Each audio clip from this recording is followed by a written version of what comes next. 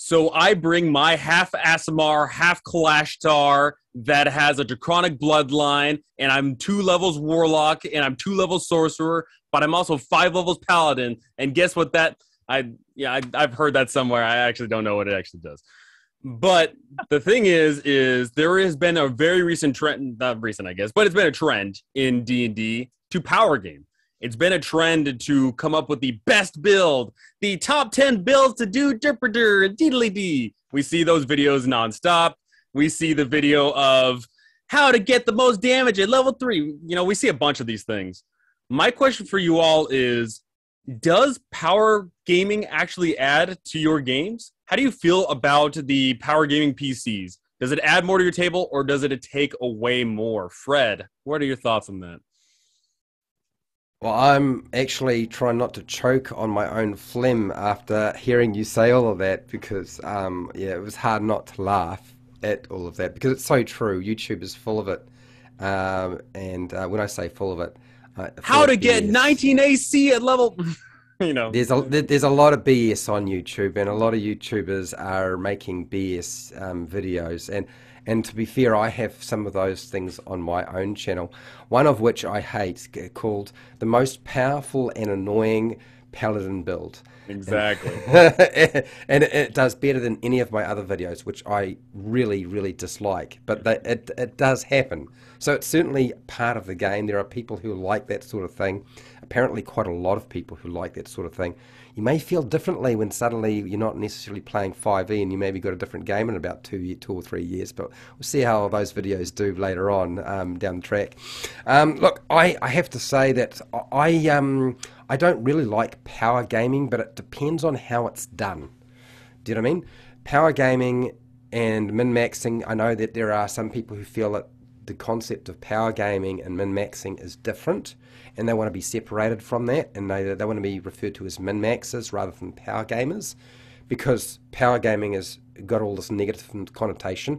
Frankly, for me, that's just a lot of bollocks, and people who like to play that way want that differentiation, frankly, because they feel that what they do is fun for them, and they don't want people to give them a hard time for having their fun that way.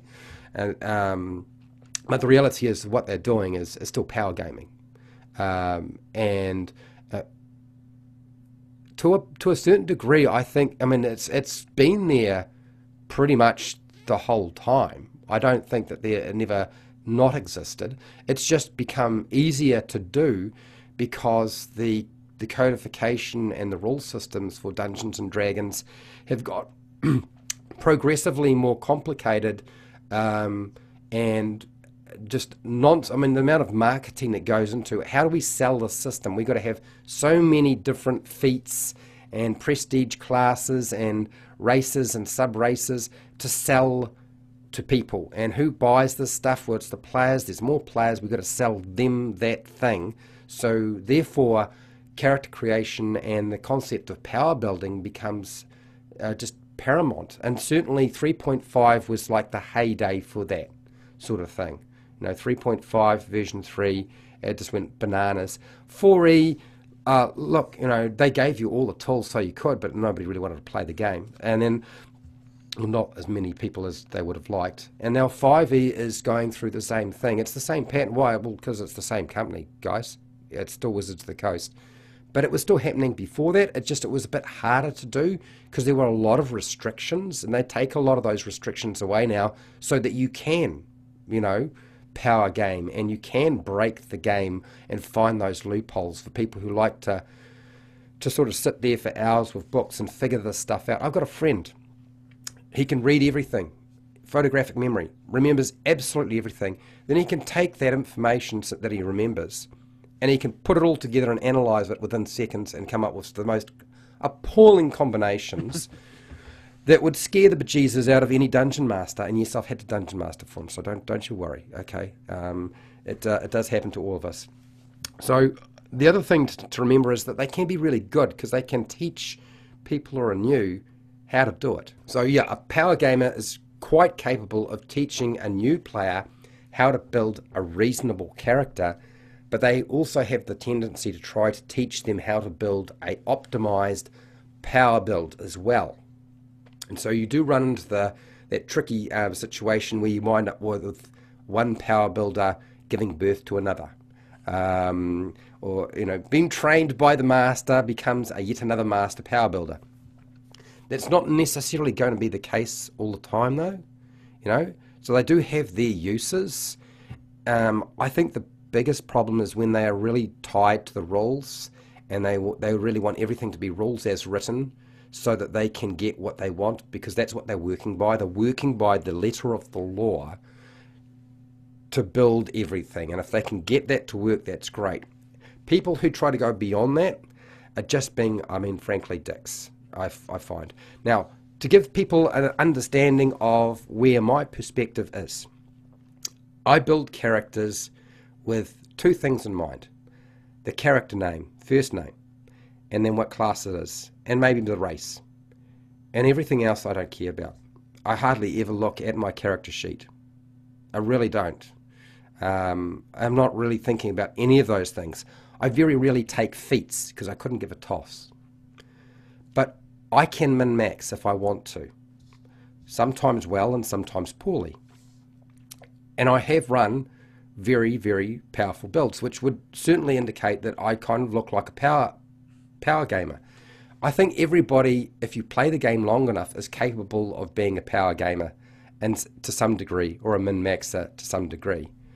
It is just the way that it's done and the intent on it that really sort of matters. Does that make sense? Absolutely. If you go into it and you're trying to break the game, then you are a dick. But if you're going into it for funsies, then you're going into it for funsies. Denny, how do you feel about power gaming in your games?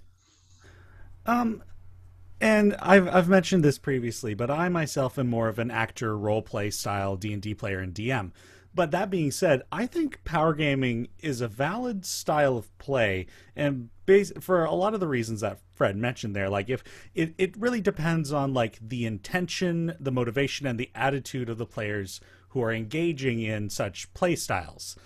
And that might be something to even talk about in like session 0. Like, are you guys like wanting to power game? If so, perhaps it's best if you all min-max yourselves, so that way the DM knows I have to worry less about trying to balance if you're that kind of DM. And so we know that you guys are going to be really strong and the fights are going to be really hard, and it sounds like that's the game you're in for. For my own games, like I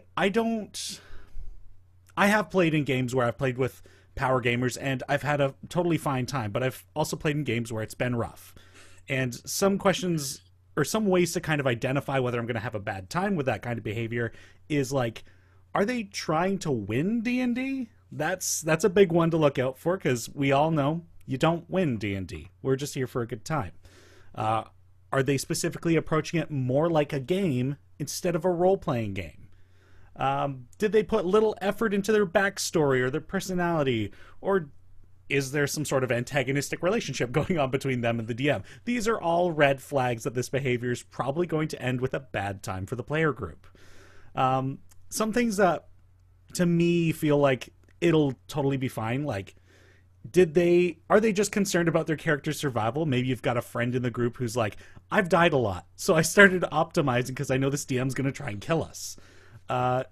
Did they include a flaw or a weakness in their character? That's a pretty good indicator that they're committed to the game still. And do they show interest in the characters that everyone else is making? I think these are signs that the power gaming is going to be okay. They're going to be strong, but it's going to be a fun time. Otherwise, just keep your paths of communication open, because if things start to irk the social dynamic of the player group, you got to be able to talk about it, And in the end, that's what's important. I've done some power gaming, but I think I also tend to end up balancing it by end up up my build at some point. I apologize if we're not supposed to swear in this. My virgin ears. Oh no. No longer suitable for 18. There's the rating. But yeah, I mean, power gaming is fine. It's just you kind of have to check in with yourself. Am I ruining anybody else's fun with this? Well, at the end of the day, players win by ruining the game for everybody else, right? You win the game when the game is over, and you make the game get over if you make the DM quit. Easy peasy.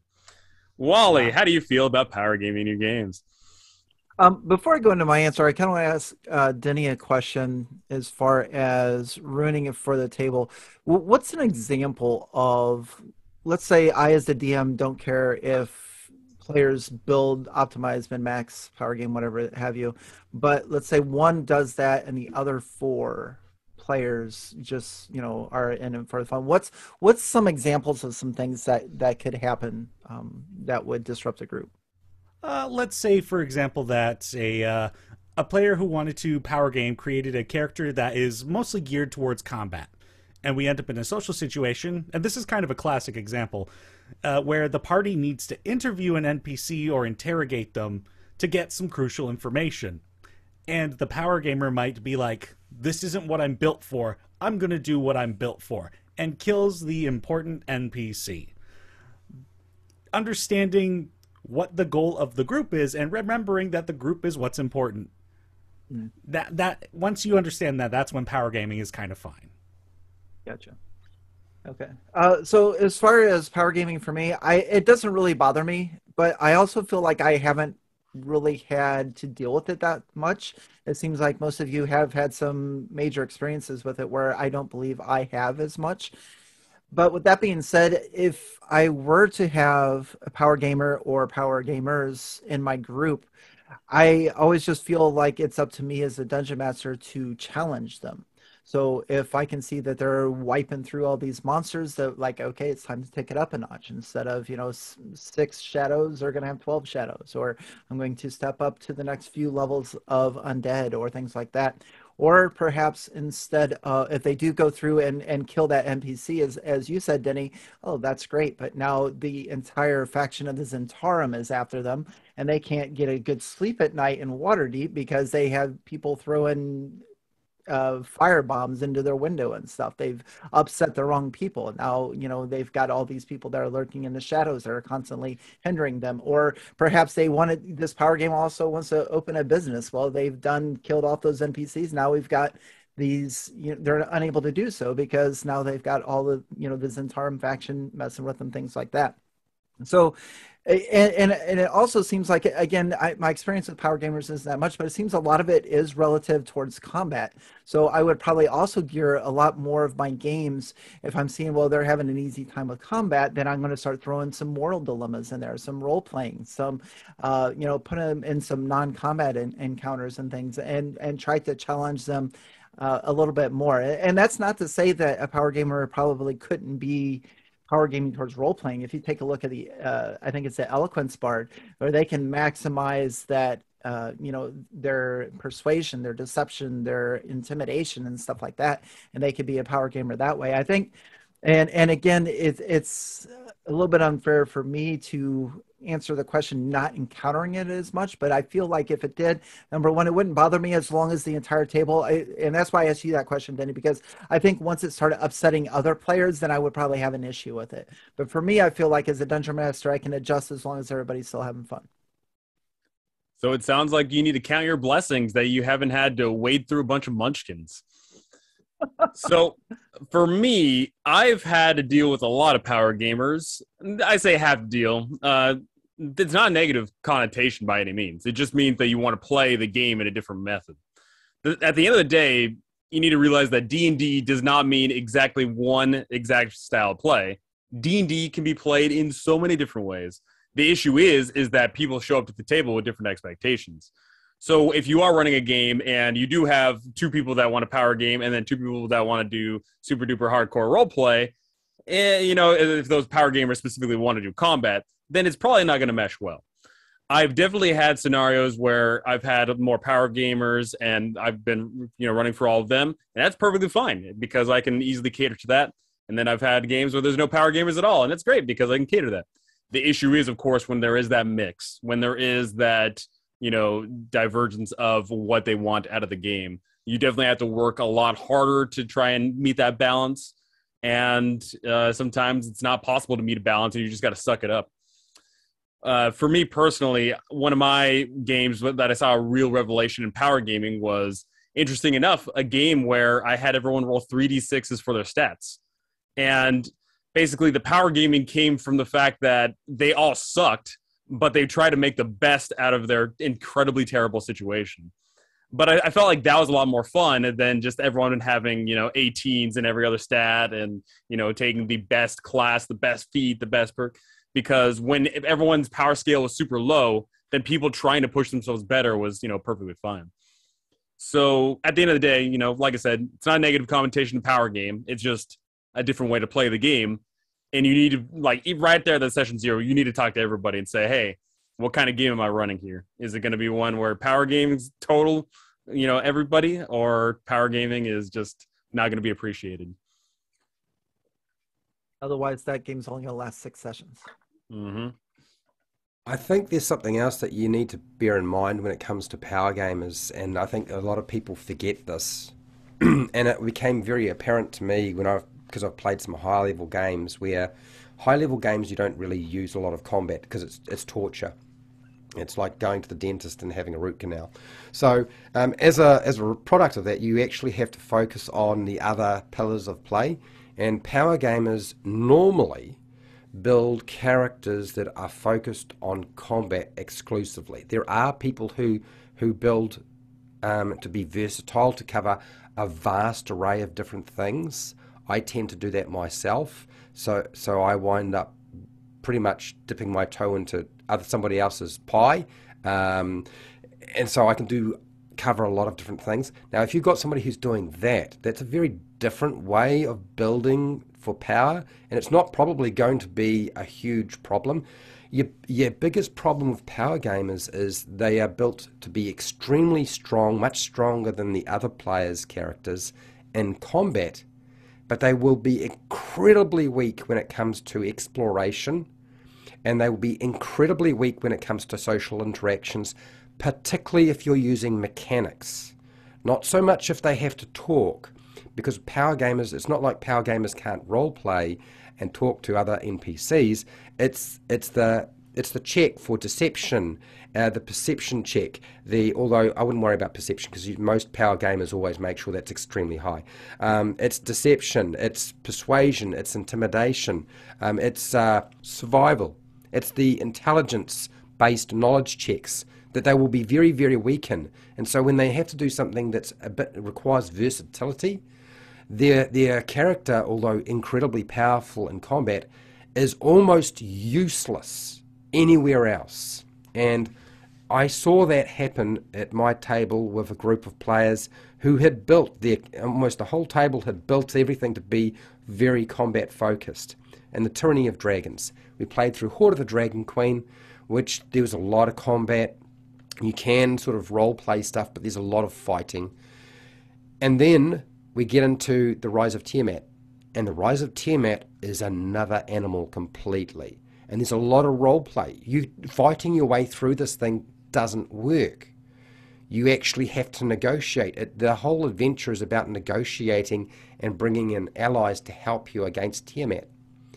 And they fell apart, and they failed multiple times. And they were like looking at me and like, what are we supposed to do? Should we rebuild our characters? Because our characters can't actually deal with this stuff. And I said, well, you can if you really want, but frankly, I don't know. Maybe this is going to work for you later on. And they were on the edge of, should we rebuild our characters because they're built for combat and not the other aspects and other pillars? But then they were like, but what about the final fight with Tiamat? I don't know about that. I don't know if I want to do that. So they wore it, and they sucked. They absolutely sucked. And then when they got to Tiamat, they cooked her goose, and she died really fast in a horrible mess.